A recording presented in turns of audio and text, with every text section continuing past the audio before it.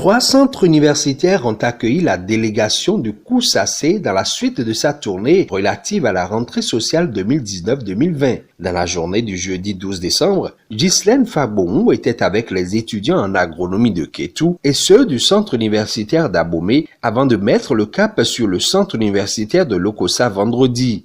Par des sketchs, slams et autres prestations artistiques, les étudiants ont fait à la délégation du COUSACE une caricature des conditions sociales qui sont les leurs et qui ne facilitent pas toujours l'atteinte de leurs objectifs.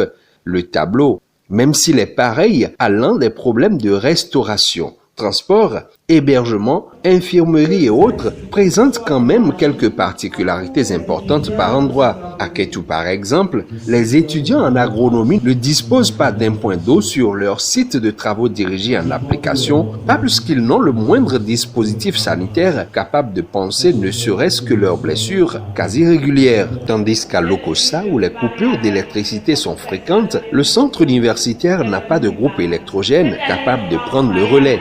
De façon générale, on peut dire que de ce grand tour du Sud, la directrice du Centre des œuvres universitaires et sociales d'Abomey-Calavi et sa délégation ont touché du doigt les réalités que vivent les étudiants. Je veux être en contact avec les étudiants directement parce qu'avant nous parlons avec leurs responsables, mais nous voulons qu'eux-mêmes s'expriment sur les œuvres universitaires, sur nos prestations et pour être sûr que le travail que nous faisons est apprécié.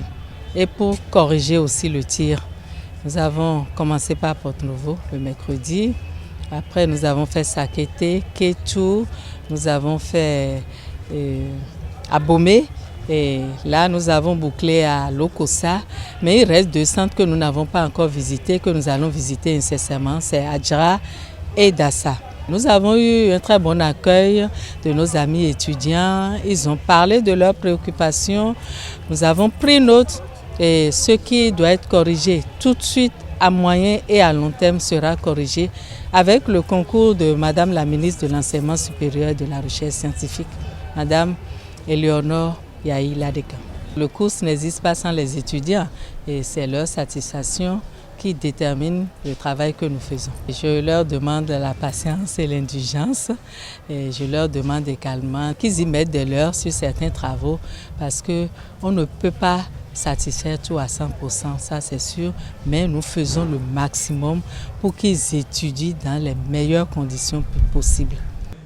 Maintenant, on attend la lettre d'application que Madame l'a dit, portant financement, portant modalité de financement des activités étudiantiles. En attendant la prise de l'arrêté ministériel portant financement des organisations estudiantines et qui facilitera la prise en charge des activités sportives et culturelles, le Centre des œuvres universitaires et sociales d'Abomey-Calavi promet tout mettre en œuvre pour le mieux-être de ses cadres de demain.